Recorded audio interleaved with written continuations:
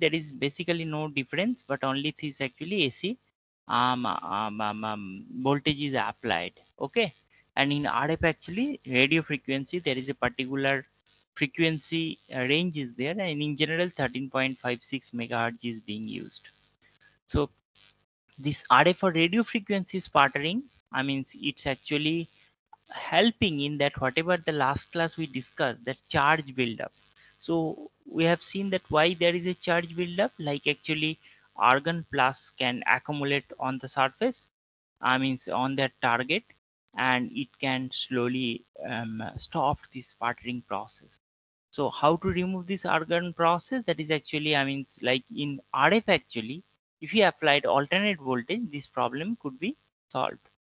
And in this technique actually, like traditional DC sputtering is cost effective way of applying the metal target coating and our electrical conductor like gold. However, the DC sputtering is limited in case of dielectric material, that is we have seen the problem, and coating which are non-conducting insulating material that can take on a polarized charge, and example that common dielectric coating. So in that case actually RF sputtering is the most effective.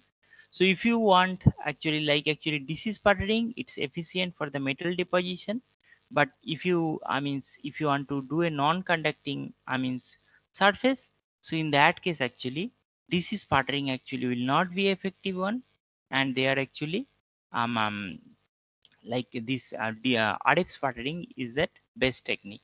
And RF plasma tends to diffuse throughout the entire chamber rather than concentrating around the cathode or the target material as in DC sputtering. That is also, I mean it's actually help to get a better quality this sputtering.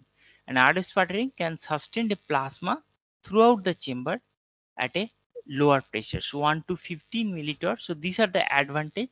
So that means you keep in your mind, if you want to deposit some metal oxides, in that case actually DC may not be a good idea, so you have to go for AC alternate sputtering, because in alternates this sputtering, what will happen that some charge buildup or charge accumulation problem will be solved, and that is actually, and why the charge accumulation is there, like plus charge if it's come on a non-conducting surface, I mean this plus charge will remain there and make a build up, because these are actually non-conducting, so less free electrons are available.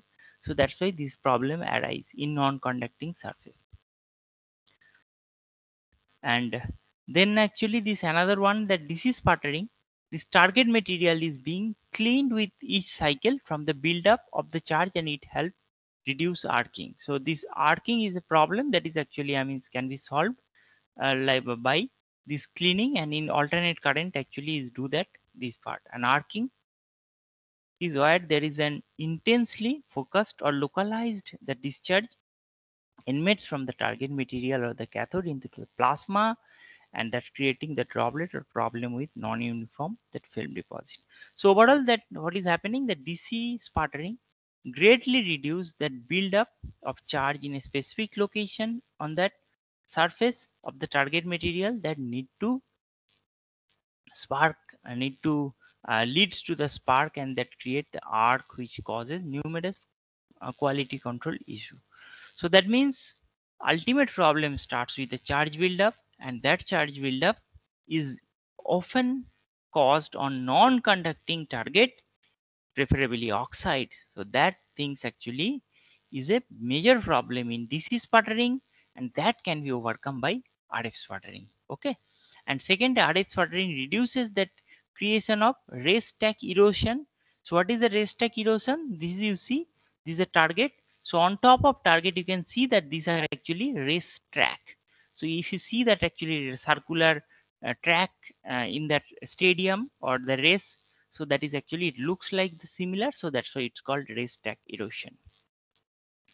And then this another one, that advantage of this sputtering is a no disappearing anode effect. Okay, when the substrate to be coated, so become insulated and acquire charge. So they are actually on the substrate, that charge may accumulate, means argon plus can come and accumulate, and that is actually in DC sputtering this is a major issue, and this one is disappeared dissipating anode effect it's called. So that problem also can be solved in RF sputtering. And RF sputtering use the radio wave instead of DC current, and deposition rate are considerably slower in RF sputtering. So that is one problem. And the radio wave required actually high voltage to acquire the same deposition rate. So hence that overheating became an issue. Okay. So overheating, there is a higher voltage is required, sputtering voltage, and that's why there is a chance of the overheating, and especially on this target side. So in sputtering actually you have to always keep in your mind that target side actually you have to pay attention. So then RF sputtering, as I told, that for aluminum oxide, silicon dioxide, tantalum oxide, these are actually very good for this kind of oxides, and good for insulating material because positive charge build up on the cathode in the sputtering system, and alternating potential can avoid that charge buildup. So when there is a alternative potential, this charge buildup is not there. And when frequency is less than 50 kilohertz, both electrode and ion can follow the switching of this anode and cathode. So actually this, this ion and electron can switch their position, and basically the DC sputtering of both surface. Both surface means one side target, another side substrate. So DC sputtering on both sides, because RF means actually it is oscillating frequency. Okay. So that is, but if frequency above 50 kilohertz, then ions can no longer follow switching, and electron can neutralize the positive charge build up on each electrode during each half cycle. Okay. So that means it's preferable that more than 50 kilohertz, it's actually, if you use, then comfortably can be, means it can be used. And now electron that gain energy directly from this RF power, no need of the secondary electron to maintain that plasma, and oscillating electrons are more efficient to ionize gas, and RF sputter is capable of running at low pressure. So these things I'll explain that how the electron is being generated. So electron is being generated by this actually, by someone yesterday asked that this means why the negative, actually negative potential is being applied on the target. Okay. And compared to the substrate, and that is the reason high negative potential that electron is actually being generated, and those electron actually is helping. I'll show one video. So they are actually this part, the same thing actually explained here itself. So in RF 13.56 megahertz, and we have seen that above 50 kilohertz we are talking about. So 13.56 megahertz is well above this 50 kilohertz. So ion movement will not be there in this case. So that means plasma actually will be concentrated near that cathode side only. Okay, near the target side only. And this is the same thing. So now this, before going to the magnetron sputtering, I would like to show one video.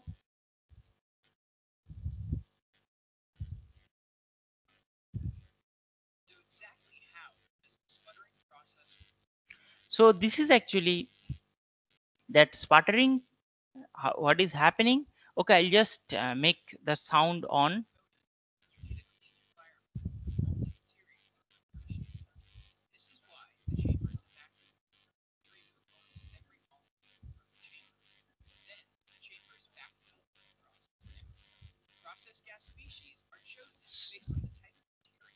So you can see that this is actually process gas as it explained. So process gas is argon. In argon you can see the two outer cell electrons are there, and one electron will be knocked out, then only it will be argon plus. So this is the process gas. Process gas means most of the cases is argon.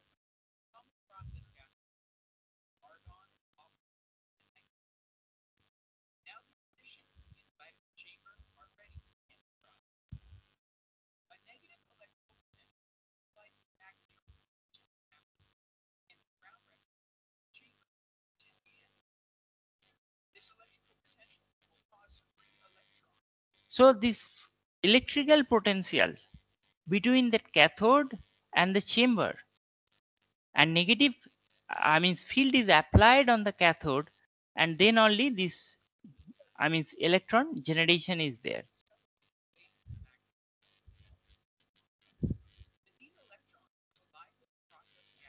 So you see that electron, this minus charge, when it's hit, that here one minus this outer, so this argon is becoming now argon plus, and so this is now becoming argon plus.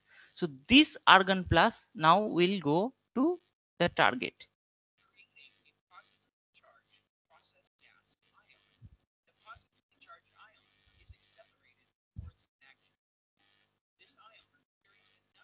So you can see that this, it's hit, and immediately one sputtered atom from this surface of the target, it's ejected.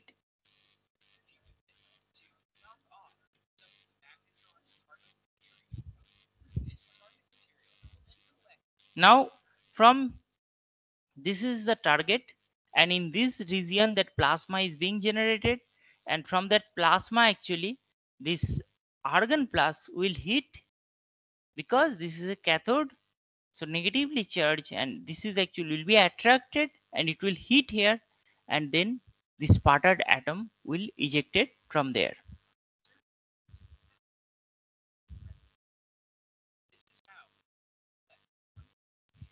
So you can see that how is the deposition is going on. This is the substrate, and from the bottom actually, that from the cathode, this, I mean the sputtered atom is coming and sitting here.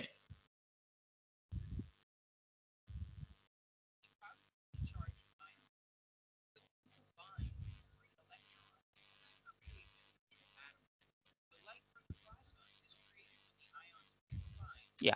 So this part is very important, as it was explained that this positive charge may recombine. So recombine means the free electron can adhere on the surface. And recombine, what does it mean? So it's actually from this infinite, it's coming to that outer cell. So what will happen as a result? Immediately that some energy actually will dissipate, and that is actually can be observed in the form of light.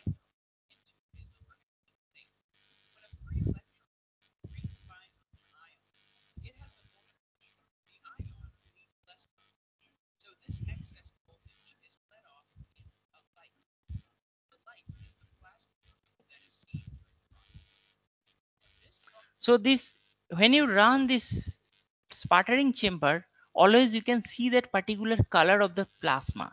So why that is a color? Because of this continuous process of the recombination. So argon plus is a continuously it's recombining, and then this emission of the light, because it's actually from that higher energy to a lower energy it's coming and it's emitting the light.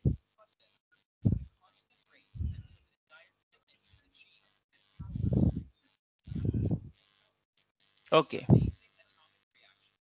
Okay, so this is actually, you have seen that how particular this sputtering works. Now actually another one very important part, that is called magneton sputtering. Nowadays most of the places you will find that only that magneton sputtering. So what is that magneton sputtering? Let's understand that use with DC or RF. So this can be used in both cases, and this goal that increase that ionization of argon. So if you generate more argon to argon plus, so deposition rate can be increased, and higher sputter rate at lower argon pressure. So at lower argon pressure we can have a higher sputter rate. So that is actually we have to see how it's happening, because this, if you maintain that in do that, I mean deposition in little bit better lower vacuum, so always actually contamination and other problem will be less. So this increased probability of the electron sticking of this argon, the increased electron that path length, and use electric or magnetic field, this combination, that is we'll see, and most common configuration that this crossed electric and magnetic field and put magnet behind the target. So behind the target, magnet need to be put, and this trap electron near cathode. So what is doing this magnet? This it traps the electron, and this trapped electron, what is the helping here? More ionization near cathode. More ionization near cathode and few electrons reach substrate. So less heating, that is also important. Electrons should not heat on the substrate, because there what will happen, the substrate will heat, or if you deposit unnecessary heating will be there, and your film quality could be damaged. So then you can understand in the same technique only that magnetic field is applied. And what is the purpose of the magnetic field? It can trap electron along this path. And when electron is trapped, this electron will do this ionization of argon. Okay. And those ionized argon actually will hit on the target cathode, and sputtering is happening. So this is actually once this example, that this is actually, you can see that whatever the magnetic field that trapped this electron here itself. Now actually I'll open another one video. So there you can, it will be actually clear. Yeah. So you can see what is happening in this case. This is plasma. And from that plasma, free electron is being trapped near this cathode, and this is the target, and this is a free electron. Now this free electron, you can see once again that I am explaining from here. So this is the free electron, and this is, you can see that argon. So it's a knocking, and then argon plus, this argon plus is going and it's immediately sputtered. Then argon plus again can recombine. Okay, so you can see. So what is happening? So electron will be trapped in the according to magnetic field path, and those electron will continuously convert argon to argon plus, and those argon plus will knock on that cathode target and sputtered through that required atom, and then this argon plus again can recombine with that existing electron. So once again, actually, I just run this video for you. So this is, you see the electron is trapped along the path. Now this argon is coming. Yeah, this is argon, and there will be a collision, and then argon plus do the sputtering. These two actually atoms sit on the substrate, and then whatever this argon plus it's may recombine, there is a chance, and this is a continuous process. So this ionization and recombination, both things is happening. This is actually magnetron sputtering. So why that efficiency is high? Because electron in other sputtering, electrons are here, this actually spreading everywhere. So there actually chances of the collision with argon is less. But in this case, we are focusing near this target. So in that case, actually, it will be actually, this electron will be kind of trapped here. So that is actually doing more ionization. And then this ionization, ionized argon is actually is hitting on the target and sputtered through this atom. So that is that reason this, in this case, that deposition rate is much faster.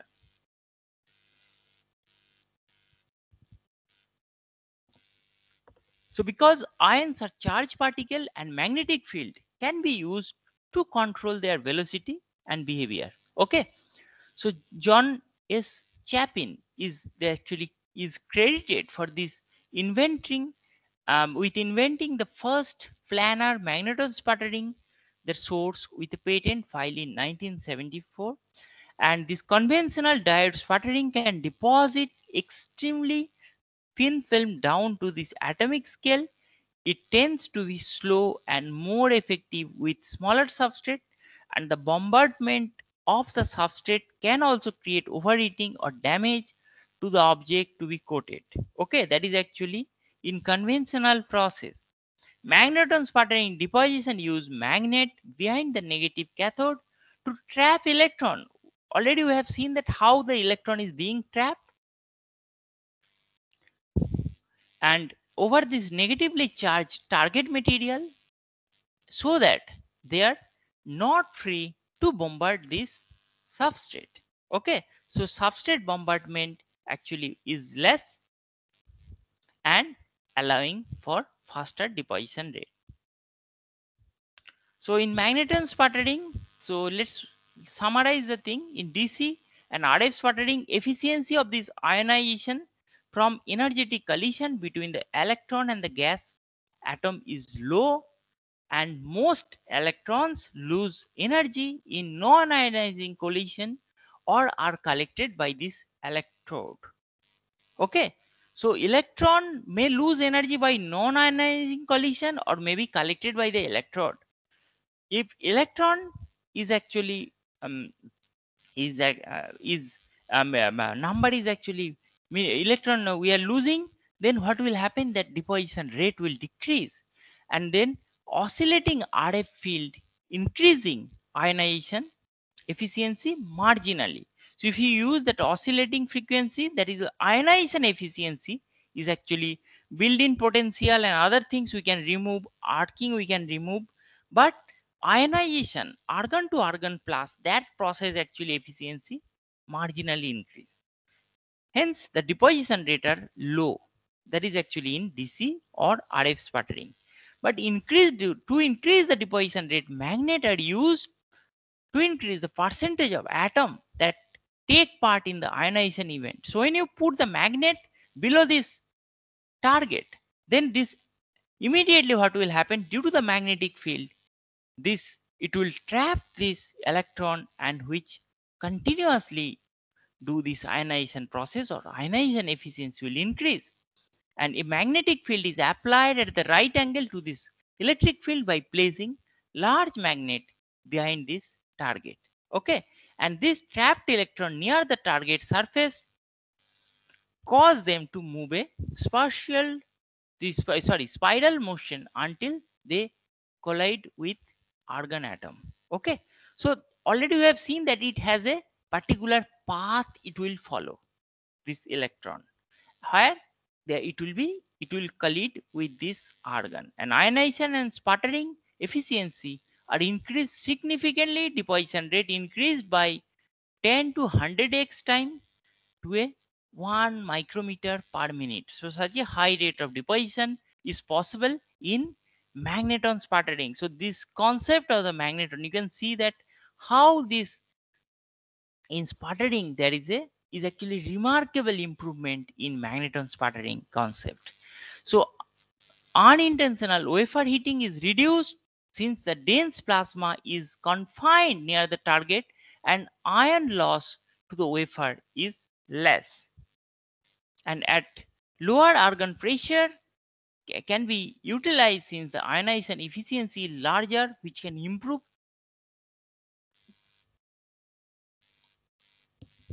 film quality as less argon will be incorporated into the film. And magneton sputtering can be done in DC and RF, but most often it's done in DC as cooling of the insulating target is difficult in RF system. So this is actually, I mean, already I explained earlier. I'm not going to explain once again, but you can actually just correlate these two figure: incident ion, reflected ion, secondary electron will eject sometimes, and sputtered atom. This is a sputtered atom. And sputtered, I told, knocking, due to the knocking, it's a billiard ball effect. It will not come out. It will hit the nearby atom, and then like Then again it will hit to other atom, and finally one from the surface will be ejected out. And this is actually secondary electron. You can see that this is the secondary electron, and this secondary electron can do some other activity like impurity atom. Oxygen it can convert to O minus, and that is actually dangerous. Then O minus will come to this surface, wafer surface, and it may create some problem or contamination. Sputtered atom, we can see that this is the aluminium target. So aluminium, we can see that after the sputtering, aluminium is coming to this wafer surface. Okay. And this argon plus, you can see this argon plus is after recombining, it's convert to argon not, and then this is again this argon not, like actually after collision, ionization, there are now two free electrons. So after the collision there will be two free electron. So when one this um,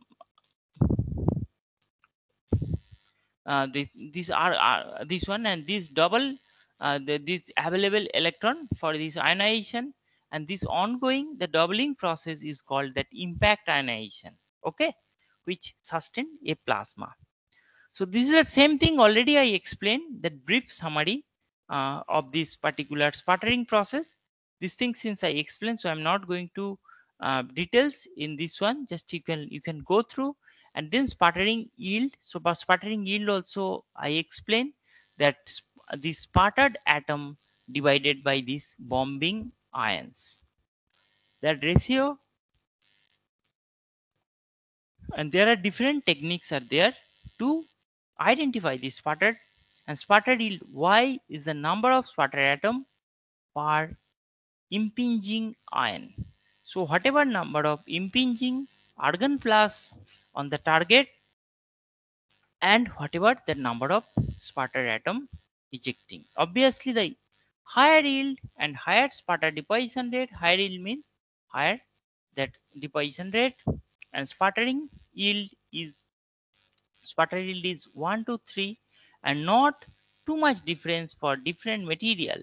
And this sputtered yield depends on this energy of this incident ion, the masses of this ion and the target, and the binding energy of the atom in the solid, and that incident angle of this ion.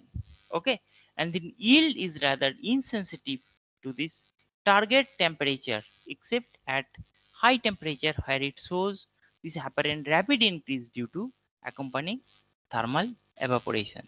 So this is actually another important part. The yield is rather insensitive to the target temperature, okay, except at high temperature where it shows an apparent rapid increase due to accompanying thermal evaporation.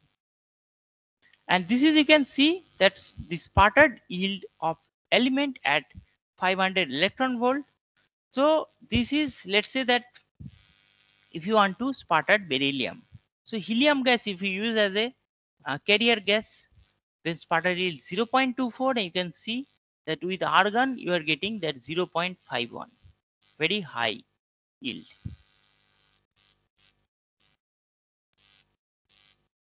Similar in case of silicon, again 0.5 we can get it in case of argon and krypton.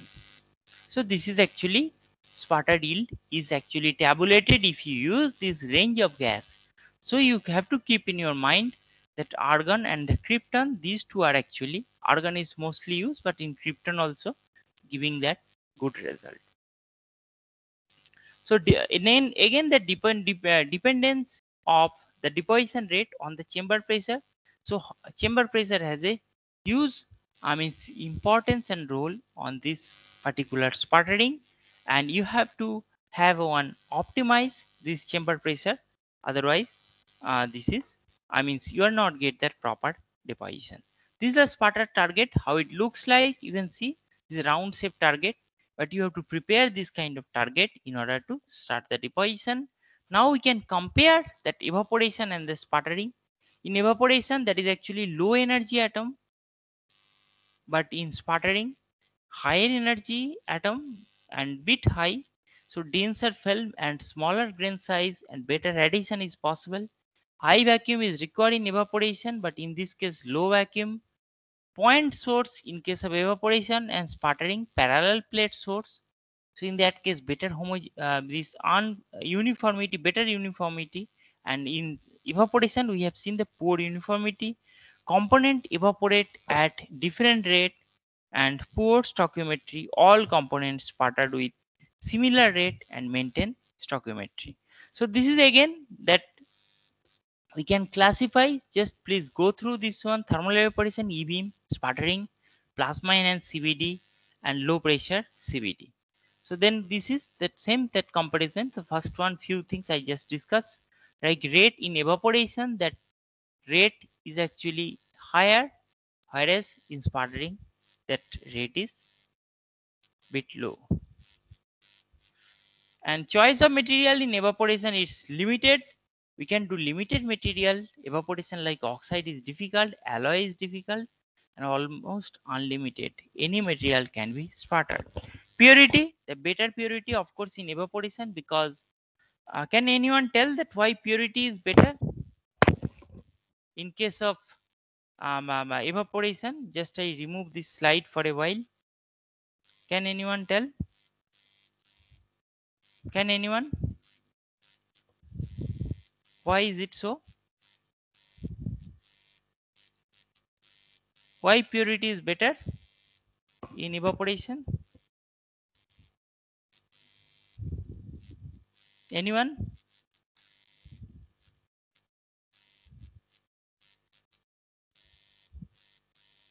No answer. Sputtering, there is collision, and so there are also chances of some mixing. No, but what is the reason? Main reason in terms of vacuum? In evaporation, we use high vacuum. Correct. And in sputtering, actually, always we have a lower vacuum. Okay, so that is the reason. Because if you not, if what is the purpose of the vacuum? Removal of this all oxygen, nitrogen, moisture. So in this case, actually, that is we are not doing that very high vacuum, and then we are purging argon. With argon also some other molecule may come. So that's why that impurity contamination is there.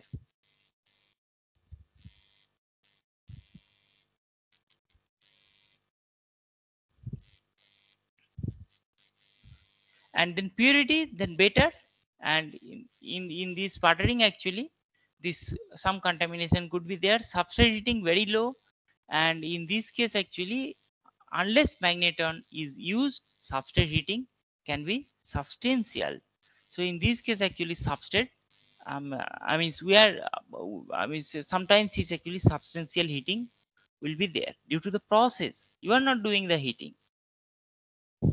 And substrate damage, that is actually very low. With e-beam, X-ray damage is possible, and this is ionic bombardment damage is there. So some damage will be there.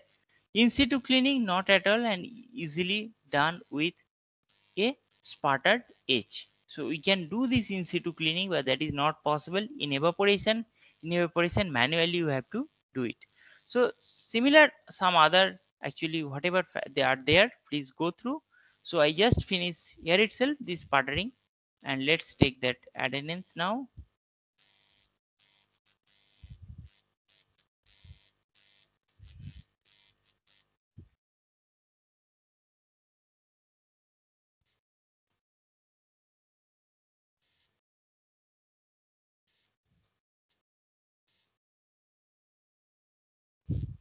Okay.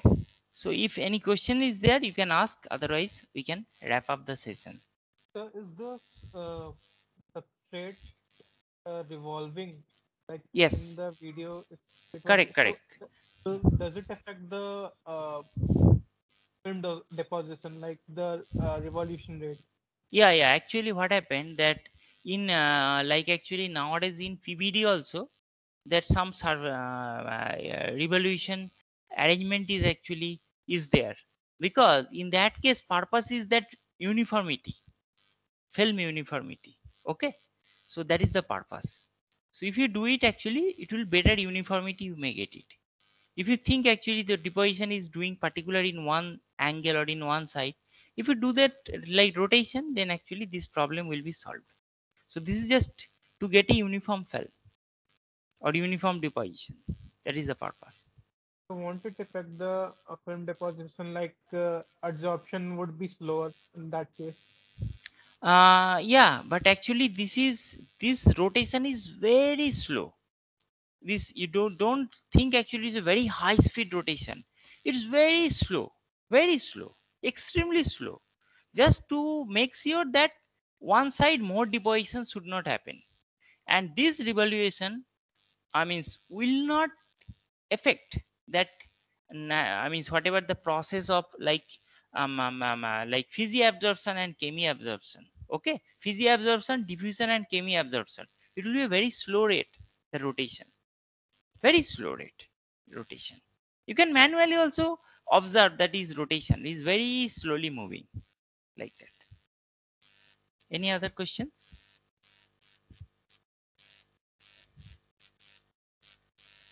Okay, so no more questions, then let's wrap up. Okay. Okay, bye. Thank you. Thank you, sir.